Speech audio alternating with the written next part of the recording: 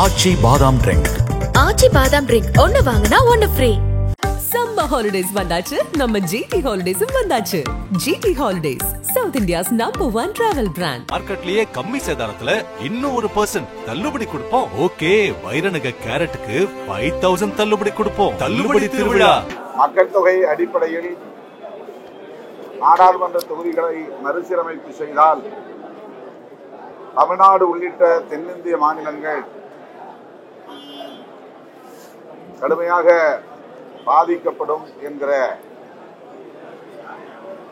நிலையில் மாண்புமிகு முதல்வர் அவர்கள் இந்த அனைத்து கட்சி கூட்டத்தை கூட்டியிருக்கிறார். அவருடைய தலைமை உரையில்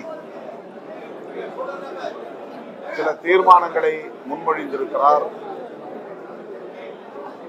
தென்னிந்திய மாநிலங்களின் நாடாளுமன்ற உறுப்பினர்கள் அடங்கிய கூட்டு நடவடிக்கை குழு ஒன்றை அமைப்பது எனவும் சமச்சீரான சதவிகிதத்தில், அதாவது விகிதாச்சார அடிப்படையில் இடங்களை உயர்த்தலாம், அதற்கு நாம் இந்திய அரசை வலியுறுத்தலாம் என்கிற சில தீர்மானங்களை அவர் முன்மொழிந்து அதன் அடிப்படையில் தலைவர்கள் ஒவ்வொருவரும் தமது கருத்துக்களை கூறி வருகின்றனர். விடுதலை சிறுத்தைகள் கட்சியின் சார்பில் இந்த எண்ணிக்கையை கூட்ட வேண்டாம், அப்படியே தக்க வைக்க வேண்டும். அமெரிக்காவில் 100 ஆண்டுகளாக ஒரே எண்ணிக்கை அடிப்படையில் தான் பிரதிநிதித்துவ ஜனநாயகம் கடைபிடிக்கப்பட்டு வருகிறது. ஆகவே இன்றைக்கு நடைமுறையில் இருக்கிற 543 என்கிற எண்ணிக்கையை அப்படியே தொடரலாம் என்பதை நாம் அனைவரும் ஒருங்கிணைந்து வலியுறுத்துவோம் என்பதை குறிப்பிட்டிருக்கிறேன். மறுவரையறை செய்தே தீர வேண்டும் என்கிற முடிவை இந்திய ஒன்றிய அரசு மேற்கொள்ளுமேயானால் 20 அல்லது 30% அடிப்படையில் இந்தியா முழுவதும் அனைத்து மாநிலங்களுக்கும் சமச்சீராக எண்ணிக்கையை உயர்த்துவது என்கிற ஆலோசனையை வழங்கலாம் என்று விடுதலை சிறுத்தைகள் கட்சியின் சார்பில் குறிப்பிட்டிருக்கிறோம். எண்ணிக்கை மறுவரையறை எவ்வளவு முக்கியமோ அதை போல தொகுதிகளின் எல்லை வரையறையும் மிக முக்கியமானது. அந்த எல்லை வரையறை செய்வதில் ஏற்கனவே தமிழ்நாட்டை பொறுத்தவரையில் சிறுபான்மையினர், அதாவது இஸ்லாமியர், கிறிஸ்தவர் மற்றும் பட்டியல் சமூகம், பட்டியல் பழங்குடியினர் ஆகிய மக்களின் வாக்குகள் சிதறடிக்கப்படும் வகையில் எல்லை மறுசீரமைப்பு நடந்தேறி இருக்கிறது என்பதை சுட்டிக்காட்டி வருங்காலங்களில் அவ்வாறு அந்த சமூக பிரிவினரின் வாக்குகளை சிதறடிக்காத வகையிலே எல்லை மறுசீரமைப்பை மேற்கொள்ள வேண்டும் என்பதை சுட்டிக்காட்டியிருக்கிறோம். மேலும் சட்டமன்ற உறுப்பினர்கள் எண்ணிக்கையை மாநில அரசுகளே தீர்மானித்துக் கொள்வதும், அதே வேளையில் மாநிலங்களவை உறுப்பினர்களின் எண்ணிக்கை இன்றைக்கு இருக்கிற அடிப்படையிலேயே தொடர்வதும் என்கிற கருத்தையும் விடுதலை சிறுத்தைகள் கட்சியின் சார்பிலே முன்வைத்திருக்கிறோம். இன்னும் சில மணி நேரம் அல்லது 1 மணிக்குள்ளாக இந்த கூட்டம் நிறைவு பெறும் என்று நம்புகிறேன். வரலாற்று முக்கியத்துவம் வாய்ந்த இந்த கூட்டத்தை ஒருங்கிணைத்திருக்கிற மாண்புமிகு முதல்வர் அவர்களை விடுதலை சிறுத்தைகள் கட்சியின் சார்பிலே பாராட்டுகிறோம். எந்த விதத்திலும் பிரதிநிதித்துவ ஜனநாயகம்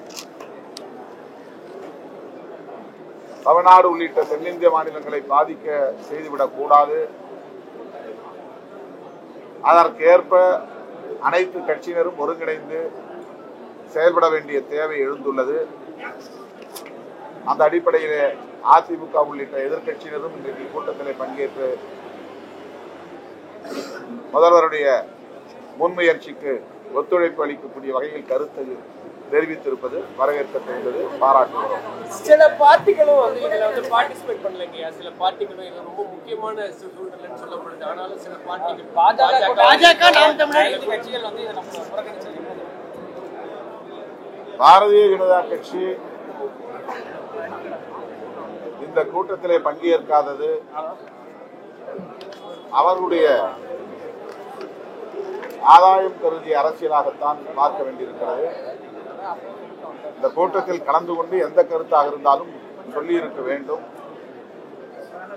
அல்லது இந்திய ஒன்றிய அரசின் நிலைப்பாடு இதுதான் என்பதை விளக்கி இருக்க வேண்டும். அவ்வாறு இல்லாமல் உள்துறை அமைச்சர் அமித்ஷா அவர்கள் ஒரு நிகழ்விலே குறிப்பிட்டதை சுட்டிக்காட்டி அப்படியெல்லாம் எண்ணிக்கை மாறாது, தமிழ்நாட்டு நாடாளுமன்ற பிரதிநிதித்துவம் பாதிக்கப்படாது என்று 19 ஒரு கருத்தை சொல்லி இந்த கூட்டத்தை தவிர்த்திருக்கிறார்கள். இது ஏற்புடையதல்ல. இதை வச்சு அரசியல் செய்துட்டு இருக்காங்கன்னு சொல்லி அண்ணாமலை சொல்றாங்க. அவர் தான் அரசியல் செய்கிறார். இது திமுக சொன்ன கருத்தல்ல. அரசியல் வல்லுநர்கள் ஏற்கனவே இது குறித்து ஊடகங்களில் தொடர்ந்து விவாதித்துக் கொண்டிருக்கிறார்கள். இது திராவிட முன்னேற்ற கழகம் மட்டுமே இவ்வாறு ஒரு கற்பனை செய்து அரசியல் செய்யவில்லை. திமுக இதை பேசுவதற்கு முன்னதாகவே ஓராண்டுக்கு முன்னதாக விடுதலை சிறுத்தைகள் கட்சியினுடைய வெல்லும் ஜனநாயக மாநாட்டில் தீர்மானமாக நிறைவேற்றியிருக்கிறோம். அதற்கு முன்பு நடைபெற்ற கட்சியின் உயர்மட்ட குழுவிலும் தீர்மானங்களை நாங்கள் நிறைவேற்றியிருக்கிறோம். அதுபோல ஒவ்வொரு கட்சியும் கடந்த ஓராண்டுக்கு முன்னதாகவே அரசியல் ஆய்வாளர்களின் கருத்துக்களின் அடிப்படையில் அவர்கள் எழுதி வருகிற கட்டுரைகளின் அடிப்படையில் தான் இதை நாம் சொல்லுகிறோம். பாஜக தலைவர்களே இவ்வாறு கருத்துக்களை, அதாவது வட இந்திய மாநிலங்களில் நாடாளுமன்ற தொகுதிகளின் எண்ணிக்கை உயர்வதற்கு வாய்ப்பு இருக்கிறது என்பதை சுட்டிக்காட்டியிருக்கிறார்கள். மக்கள் தொகை அடிப்படையிலே தான் அதை கடைபிடிக்க இருக்கிறார்கள் என்பதையும் பேசியிருக்கிறார்கள். அந்த அடிப்படையில் தான் திராவிட முன்னேற்ற கழகத்தின் தலைவரும் தமிழ்நாடு முதல்வருமான தளபதி ஸ்டாலின் அவர்கள் இந்த கூட்டத்தை ஒருங்கிணைத்திருக்கிறார். மிகுந்த பொறுப்புணர்வோடு, தொலைநோக்கு பார்வையோடு, தேசிய பார்வையோடு அவர் முன்னெடுத்திருக்கிற இந்த முயற்சி வரவேற்க தகுந்தது, பாராட்டத்தக்கது. 8 கோடி மக்களினுடைய மனதில போராட்டத்தை விதைக்கும் வகையில தான் இந்த சர்வகட்சி கூட்டம் நாடகம் நடத்தப்பட்டிருப்பதாக ராஜா பொன்ராதாகிருஷ்ணன் போன்ற சொல்லியிருக்காங்க. அதான் அவங்க பாஜகவுடைய அரசியல், அது அவர்களுக்கான ஆதாய அரசியல். தமிழ்நாட்டிலே அவர்கள் தொடர்ந்து குழப்பமான ஒரு அரசியலை மக்களிடையே பரப்பி வருகிறார்கள். மாநில உரிமையை பாதுகாக்க மாண்புமிகு முதலமைச்சர் கொண்டு வந்த இந்த அனைத்து கட்சி கூட்டத்தின் தீர்மானத்தை காங்கிரஸ் பேரியக்கம் முழு மனதோடு வரவேற்கிறது, அதை ஆதரிக்கிறது. மாண்புமிகு முதலமைச்சர் எடுக்கின்ற தமிழ்நாட்டு நலன் சார்ந்த அனைத்து முடிவுகளுக்கும் காங்கிரஸ் பேரியக்கம் 100% அவரோடு தோளோடு தோள் நின்று ஆதரிக்கும் என்பதை நாங்கள் இங்கே தெளிவுபடுத்தியிருக்கிறோம். மறுவரைவு சட்டம் எதற்காக இதை கொண்டு வருகிறார்கள்? ஏற்கனவே புதிய நாடாளுமன்றம் கட்டும் பொழுது 848 இருக்கைகளை அங்கே போட்டிருக்கிறார்கள். அப்படி என்றால் ஏற்கனவே தீர்மானித்து விட்டார்கள் 848 நாடாளுமன்ற உறுப்பினர்களை அங்கே அமர வைக்க வேண்டும் என்று.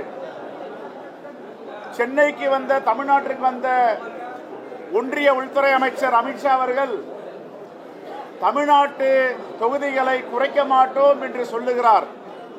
அதே நேரத்தில் உத்தரப்பிரதேசம், பீகார், மத்திய பிரதேசம், ராஜஸ்தான் போன்ற மாநிலங்களில் கூட்ட மாட்டோம் என்று சொல்லவில்லை. ஒரு கோடை அழிக்காமல், அகற்றாமல் எப்படி இன்னொரு பெரிய கோடு போடுவார்களோ அப்படி தமிழ்நாட்டின் உரிமைகளை பறிப்பதற்கும் தமிழ்நாட்டு மக்களுடைய நலன்களை அப்புறப்படுத்துவதற்கும் வட மாநிலங்களில் உள்ள தொகுதிகளை உயர்த்துவதற்கு திட்டமிட்டிருக்கிறார்கள். ஆகவே அன்னை இந்திரா காந்தி அவர்கள் 25 ஆண்டுகளுக்கு மறுசீரமைப்பை தள்ளி வைத்தார். 84வது அரசியல் அமைப்பு சட்டத்தை திருத்தினார். அதே போன்று வாஜ்பாய் செய்தார்கள். இப்பொழுது இந்த தீர்மானத்தில் 30 ஆண்டுகளுக்கு இந்த மறுசீரமைப்பை தள்ளி வைக்க வேண்டும், சட்ட திருத்தத்தை கொண்டு வர வேண்டும். இந்தியாவில் ஒன்றிய அரசு இந்த தேச நலனுக்காக கொண்டு வரப்பட்ட குடும்ப கட்டுப்பாடை தமிழ்நாடு அரசு தான் முழுமையாக நடைமுறைப்படுத்தியது. விளம்பரங்களில் திரைப்பட துறைகளில் முழுமையாக மருத்துவத்துறையை, மக்கள் நல்வாழ்வுத்துறையை, அதன் மூலமாக இந்த குடும்ப கட்டுப்பாட்டை 100% இங்கே கட்டுப்படுத்தினோம். நாம் இருவர் நமக்கு இருவர் என்று. 2022ஆம் ஆண்டு கூட குடும்ப கட்டுப்பாட்டில் சிறந்த மாநிலம் என்று தமிழ்நாட்டுக்கு விருது வழங்கப்பட்டு இருக்கிறது. ஆனால் இந்த தேச நலனுக்காக பங்கேற்ற தமிழ்நாட்டு மக்களுக்கு வெகுமதியா தண்டனையா என்று ஒருபுறம் சிந்தித்து பார்க்க வேண்டும். ஆகவே தமிழ்நாடு காங்கிரஸ் கமிட்டி மாண்புமிகு முதலமைச்சர் கொண்டு வந்த தீர்மானத்தை ஆதரிக்கிறோம், வரவேற்கிறோம். இன்னும் தென் மாநிலங்களை சார்ந்த பாஜக அல்லாத முதலமைச்சர்களை அழைத்து மாண்புமிகு முதலமைச்சர் பேச வேண்டும் என்று வலியுறுத்தி இருக்கிறோம், சந்திக்க வேண்டும் என்று கேட்டுக்கொண்டிருக்கிறோம். ஆனால் இது எல்லாம் இன்று தமிழ்நாட்டு நலனுக்காக, வருங்கால தலைமுறையை பாதுகாக்க வேண்டும் என்பதற்காக அனைத்து கட்சி கூட்டம் இங்கே நடந்து கொண்டிருக்கிறது. எல்லா கட்சிகளும் கலந்து கொண்டிருக்கின்றன. ஏன் 3 கட்சிகள் மட்டும் புறக்கணிக்கின்றன? பாஜக, நாம் தமிழர் கட்சி, ஜி.கே. வாசன் அவர்கள் தலைமையில் உள்ள கட்சி எதற்காக புறக்கணிக்கிறார்கள்? இவர்கள் என்ன செய்கிறார்கள் என்பதை தமிழ்நாட்டு மக்கள் பார்த்து கொண்டிருக்கிறார்கள். ஆகவே வருகின்ற தேர்தலில் இதற்கெல்லாம் தமிழ்நாட்டு மக்கள் அவர்களுக்கு பாலபாடத்தை எடுப்பார்கள், முடிவு கட்டுவார்கள். ஆகவே தமிழ்நாட்டு நலனுக்காக இன்று அனைவரும் ஒன்று கூடியிருக்கிறோம். தமிழ்நாடு எதிர்காலத்தை பாதுகாக்க வேண்டும், அரசியலமைப்பு சட்டத்தை பாதுகாக்க வேண்டும். ஆகவே மாண்புமிகு முதலமைச்சர் கொண்டு வந்த இந்த தீர்மானத்தை முழு மனதோடு நாங்கள் ஆதரிக்கிறோம், வரவேற்கிறோம். சரியான நேரத்தில் தெளிவான முடிவெடுத்து அனைத்து கட்சியையும் கூட்டி மிக பெரும்பாலோர் வெற்றிகரமாக ஒருமித்த கருத்தையே இங்கு சொன்னார்கள். ஒரு சிறு மாறுபட்ட கருத்து கூட இல்லாமல் ஏக மனதாக நிறைவேற்றக்கூடிய அளவிற்கு தமிழ்நாடே திரண்டிருக்கிறது என்று சொன்னால் இது முதலமைச்சருக்கு கிடைத்த மிகப்பெரிய வெற்றி மட்டுமல்ல, தமிழ்நாட்டு மக்கள் எவ்வளவு கட்சிகளுக்கு அப்பாற்பட்டு இந்த உணர்வுகளை பெற்றிருக்கிறார்கள் என்பதற்கு திராவிட மண், பெரியார் மண் ஒரு நல்ல எடுத்துக்காட்டு. ஆகவே தான் நான் வெளியிலே 1000 எங்களுக்குள் மாறுபாடு இருந்தாலும் அதே நேரத்தில் தமிழ்நாட்டின் நலன் என்று வருகிற போது நாங்கள் அனைவரும் ஒரே குரலில் ஒருமித்துத்தான் எங்களுடைய உரிமைகளை வலியுறுத்துவோம் என்று சொல்லி இது நல்ல உரிமை போர் முழக்கம், வெற்றிகரமான முழக்கம். மாண்புமிகு முதலமைச்சர் திரு ஸ்டாலின் அவர்கள் கூட்டிய சர்வகட்சி கூட்டம் வரலாற்று முக்கியத்துவம் வாய்ந்த ஒரு கூட்டமாகும். நம்முடைய தமிழ்நாட்டின் எதிர்காலம் மட்டுமல்ல, தென்னாட்டின் எதிர்காலம் மட்டுமல்ல, ஒட்டுமொத்தத்தில் இந்தியாவின் ஜனநாயகமே ஒரு கேள்விக்குறியாக இருக்கக்கூடிய இந்த காலகட்டத்தில் இந்த கூட்டத்தை முதலமைச்சர் கூட்டியிருப்பதை நான் மனப்பூர்வமாக பாராட்டி வரவேற்கிறேன்.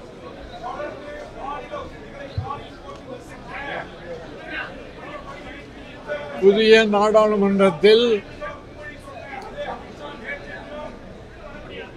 888 உறுப்பினர்கள் கொண்டதாக புதிய நாடாளுமன்றம் கட்டும்போது இந்த சந்தேகம் எழுந்தது.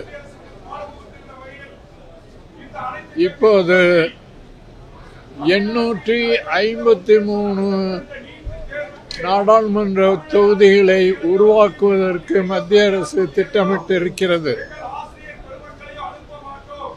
அதற்காகத்தான் முதற்படியாக இந்த வேலைகளை எல்லாம் செய்கிறார்கள்.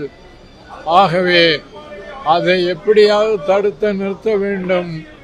அதற்கு மாண்புமிகு முதலமைச்சர் ஸ்டாலின் அவர்கள் தென்னாட்டு முதலமைச்சர்களை மட்டுமல்ல, இந்தியாவின் எதிர்க்கட்சி முதலமைச்சர்கள் மம்தா பானர்ஜி போன்றவர்கள் எல்லோரையும் அழைத்து பேசி ஜனநாயகத்தை காக்கும் தனது கடமையை செய்வதற்கு இது முதற்படி என்று நான் கருதுகிறேன்.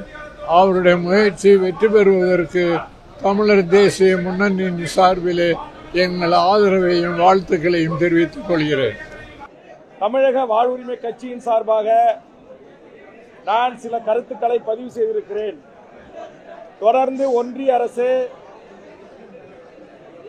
தமிழ்நாட்டு மக்களின் உணர்வுகளுக்கும் உணர்ச்சிகளுக்கும் மதிப்பளிக்காமல் தமிழக மக்களால் தேர்ந்தெடுக்கப்பட்ட அரசு இயற்றுகிற சட்டமன்ற தீர்மானங்களை கிஞ்சித்து மதிக்காமல் தொடர்ந்து ஆணவத்தோடு அகம்பாவத்தோடு நடந்து கொண்டிருக்கிறார்கள். இந்த மறுசீரமைப்பு என்பது குடும்ப கட்டுப்பாட்டை மிக நேர்த்தியாக கடைபிடித்து மக்கள் தொகையினுடைய அதிகரிப்பை தடுத்து நிறுத்தியதற்காக பரிசீலிப்பது போல் இருக்கிறது. ஏற்கனவே காவேரி முல்லைப்பெரியார் பாலாற்று சிக்கல்கள், ஈழ இனப்படுகொலை, பொது வாக்கெடுப்பு, ஏழ்வர் விடுதலை உள்ளிட்ட வரலாற்று சிறப்புமிக்க தீர்மானங்களை தமிழக சட்டமன்றம் இயற்றி அனுப்பிய போது தூக்கி குப்பையில் வீசுகின்ற ஒன்றிய பாரதிய ஜனதா அரசுக்கு இந்த அனைத்து கட்சி கூட்டத்தின் ஊடாக தொடர்ந்து மாநில உரிமைகளை காலில் போட்டு நசுக்கிற மும்மொழி கொள்கையை திணித்த 3 நாட்களுக்கு முன்னால் மும்மொழி சொன்ன அதே அமித்ஷா நேற்றைய தினம் ஆங்கிலம் வேண்டாம், இந்தி இருந்தால் போதும் என்று இருமொழி கொள்கை என்கிற அடிப்படையில் கருத்து தெரிவித்திருக்கிறார். தொடர்ந்து தமிழ்நாட்டின் உரிமைகளை வஞ்சிக்கின்ற ஒன்றிய அரசுக்கு பாடம் புகட்டுகின்ற வகையில் இந்த அனைத்து கட்சி கூட்டத்தில் தமிழ்நாட்டில் நடைபெறுகின்ற ஒன்றிய அரசால் நடத்தப்படுகின்ற நீட் தேர்வுக்கு தமிழக அரசு பள்ளிகளையோ, உதவி பெறும் பள்ளிகளையோ, தனியார் பள்ளிகளையோ, எங்கள் ஆசிரியர் பெருமக்களையோ அனுப்ப மாட்டோம். அதோடு மட்டுமல்ல, எங்கள் காவல்துறையும் எங்கள் அரசும் ஒத்துழைக்காது. அதுபோன்று பரந்தூர் விமான நிலையம் அமைப்பதற்கு ஒத்துழைக்க மாட்டோம். என்எல்சியில் நிலத்தை கையகப்படுத்தி கறி வெட்டுவதற்கு அனுமதிக்க மாட்டோம். இங்கிருக்கிற பன்னாட்டு பெரும் கார்ப்பரேட் நிறுவனங்கள் கால் ஊன்றுவதற்கு அனுமதிக்க மாட்டோம். தொடர்ந்து ஒன்றிய அரசு ரயில்வே திட்டத்தில் இருந்து அனைத்து உரிமைகளையும் தமிழகத்தை புறந்தள்ளுகிறது. இன்றைக்கு 2151 கோடி ரூபாயை தரம் இருக்கிறது கல்விக்கு. புதிய கல்விக் கொள்கை நம் மீது திணிக்கிறது. இப்படி ஏதச்சதிகாரத்தோடு நடந்து கொள்கின்ற அரசுக்கு பாடம் புகட்ட வேண்டும் என்றால் இந்த அனைத்து கட்சி கூட்டத்தில் மாண்புமிகு தமிழ்நாடு முதலமைச்சர் அவர்கள் ஒன்றிய அரசோடு இந்த விடயங்களில் நாங்கள் ஒத்துழைக்க மாட்டோம் என்று ஒத்துழைமை இயக்கத்தை நடத்த வேண்டும் என்று தமிழக வாழ்வுரிமை கட்சியின் கருத்தாக ஆணித்தரமாக எடுத்து வைத்து இதற்கான எதிர்வினை தமிழக முதல்வர் ஆற்ற வேண்டும். அதற்கு இந்த அனைத்து கட்சிகளின் கூட்டத்தில் எடுக்கப்படுகின்ற தீர்மானம் அதுவாக இருக்க வேண்டும் என்கிற என் கட்சியினுடைய கருத்தை, எங்கள் கட்சியினுடைய கருத்தை, தமிழ் மக்களின் உணர்வுகளை, உலகத் தமிழர்களின் உணர்வுகளை பிரதிபலிக்கின்ற வகையில் ஒரு எதிர்வினை ஆற்ற வேண்டும். ஒன்றிய அரசுக்கு எதிராக வெறும் அனைத்து கட்சி கூட்டங்களை கூட்டி கோரிக்கைகளை முன்வைத்து தீர்மானங்கள் நிறைவேற்றுவதிலே பயனில்லை. நாம் அதிரடியான நடவடிக்கைகளை இறங்க வேண்டும். அப்போதுதான் ஆதிக்க RSS சங் பரிவார கும்பல்களின் கொட்டத்தை அடக்க முடியும் என்று என் கருத்தை பதிவு செய்திருக்கிறேன். நன்றி, வணக்கம். மாண்புமிகு தமிழ்நாடு முதலமைச்சர் கொண்டு வந்த தீர்மானத்தை அனைத்து கட்சிகளும் ஆதரித்து வரவேற்று நன்றி சொல்லியிருக்கிறார்கள், பாராட்டியிருக்கிறார்கள். இந்தியாவிற்கே முன்மாதிரியாக மாநில மக்களின் உரிமைகளை பாதுகாக்க மாண்புமிகு தமிழ்நாடு முதலமைச்சர் அவர்கள் எடுத்த அந்த முடிவு வரலாற்று சிறப்பு மிக்க முடிவு என்று ஐயா நெடுமாறனில் தொடங்கி பிரதான எதிர்க்கட்சிகள் வரை அனைவரும் ஏகமனதோடு முதலமைச்சர் கொண்டு வந்த தீர்மானத்தை வரவேற்றிருக்கிறோம். இந்திய நாட்டுடைய மிகப்பெரிய ஊடகங்கள் இங்கு மறுசீரமைப்பில் எந்தெந்த தொகுதிகள் குறைகிறது என்பதற்கான அறிக்கைகளை வெளியிட்டு விவாதித்துக் கொண்டிருக்கிறார்கள். நான் கேட்கிறேன், அரசியல் கட்சிகள் அரசியல் செய்கிறார்கள் என்றால் இந்திய நாட்டினுடைய பொதுத்தன்மையோடு இயங்கக்கூடிய பல்வேறு தேசிய ஊடகங்கள் பேசு பொருளாக மாற்றப்பட்டு விவாதிக்கப்பட்டிருக்கிறது. அப்ப அவர்கள் அரசியலுக்காக செய்கிறார்களா? நாட்டுடைய முன்னணி பத்திரிகை ஊடகங்களில் இதில் செய்தி வந்திருக்கிறது. அவர்கள் அரசியலுக்காக செய்கிறார்களா? இல்லை. இவர்கள் தான் அரசியலுக்காக 848 இருக்கைகள் கொண்ட நாடாளுமன்றத்தை அமைத்திருக்கிறார்கள். இவர்கள் தான் மாநில மக்களின் உரிமைகளை பறித்து இன்றைக்கு உத்தரப்பிரதேசம், மத்திய பிரதேசம், பீகார் போன்ற வட இந்திய பாரதிய ஜனதா அதிகமுள்ள மாநிலங்களில் நாடாளுமன்ற உறுப்பினர்களை எண்ணிக்கை அதிகமாக்கி தந்தோண்டித்தனமான சட்டங்களை, நாளைக்கு மாட்டு சாணத்தையும் மாட்டு மூத்திரத்தையும் இந்த நாட்டு இந்து மக்கள் ஏற்றுக்கொள்ள வேண்டும் என்கிற சட்டத்தை இயற்றினாலும் கூட ஆதரிக்கக்கூடிய வலுவான நாடாளுமன்ற உறுப்பினர்கள் தன் பக்கம் இருக்கிறார்கள். பெரும் எண்ணிக்கையில் தன் பக்கம் ஆதரவு இருக்கிறது என்கிற நிலையை உருவாக்குவதற்கான பட்டியலை வெளியிட்டிருக்கிறார்கள். வேண்டுமென்றால் அந்த பட்டியலை நான் இங்கு வாசிப்பதற்கு தயாராக இருக்கிறேன். ஆக இது இன்றைக்கு தமிழ்நாட்டிற்குரிய பல்வேறு ஊடகங்களில் வந்த செய்தி. அந்த செய்தியில சொல்றாங்க, அதிகாரப்பூர்வமா சொல்றாங்க, தமிழ்நாட்டில் 39, 31 குறையும், 8 குறையுதுன்றாங்க. ஆந்திர பிரதேசத்தில் 42, இன்றைக்கு 34, 8 குறையுதுன்றாங்க. அதே மாதிரி கேரளாவில் 8 குறையுது. அதே மாதிரி வெஸ்ட் பெங்கால்ல 4. இது எல்லாம் அதிகாரப்பூர்வமாக இந்திய நாட்டில் இருக்கிற தேர்தல் ஆணையத்தால் இந்திய அரசால் அங்கீகரிக்கப்பட்டு நாடாளுமன்றத்திற்குள் எப்படி 4வது தூண் என்று அனுமதிக்கப்படுகின்ற பத்திரிகைகளில் வந்த செய்திகள். ஆனால் அப்ப பத்திரிகையில் இருக்கிற பத்திரிகை ஊடக நண்பர்கள் அதிகாரமற்ற செய்திகளை தான் இந்திய நாட்டு மக்களுக்கு உருவாக்குறீர்களா? எங்களுடைய செய்தி இந்த நாட்டுடைய ஊடகங்கள், பத்திரிகைகள், முக்கிய ஊடகங்கள் ஒன்றிய அரசின் சார்பாக வெளியிட்ட செய்திகளினுடைய கசிவின் காரணமாக வெளியிடப்பட்டிருக்கிறது. அது உண்மை. அதனால்தான் அவங்க ஏற்கனவே 3 திட்டமிட்டு நாடாளுமன்ற உறுப்பினர்கள் எண்ணிக்கை உருவாக்கி இருக்காங்க. அது என்ன நாடகமா? ஆக ஒன்றிய அரசு தயாராகிவிட்டது. தமிழ்நாடு, கேரளா, ஆந்திரா உள்ளிட்ட தென் மாநிலங்களுடைய ஆதரவு இல்லாமல் இந்திய நாட்டின் இரு அவைகளும் தனக்கான திட்டங்களை, சட்டங்களை கொண்டு வந்து நிறைவேற்றிக் கொள்வதற்கான நாடாளுமன்ற உறுப்பினர்களை எண்ணிக்கையை உயர்த்துவது முடிவு செய்து விட்டார்கள். அந்த முடிவை முறியடிப்பதற்காக தென்னிந்தியாவின் குரலாக நம்முடைய தமிழ்நாடு முதலமைச்சருடைய குரல் ஓங்கி ஒலித்திருக்கிறது. நாங்கள் பல்வேறு அரசியல் கட்சி தலைவர்கள் இன்றைக்கு தென்னிந்திய மாநில முதலமைச்சர்களை கொண்டு மாண்புமிகு முதலமைச்சர் அவர்களை சந்தித்து இதற்கான தென்னிந்திய மாநில முதலமைச்சர்களோடு கூட்டம் நடத்தி உரிய அழுத்தத்தை தந்து இது எப்பேற்பட்டாவது தடுத்து நிறுத்த வேண்டும் என்கிற முடிவை எடுக்க வேண்டும் என்று இந்த அனைத்து கட்சி கூட்டம் வலியுறுத்தி இருக்கிறது. நன்றி, வணக்கம். நக்கீரன் டிவிக்கு சப்ஸ்கிரைப் செய்யுங்கள். உங்கள் ஆதரவே எங்கள் பலம். ஆசிரியர்களுக்கு நண்பனாகவும் மாணவர்களுக்கு ஆசானாகவும் திகழும் தேர்வு வழிகாட்டி.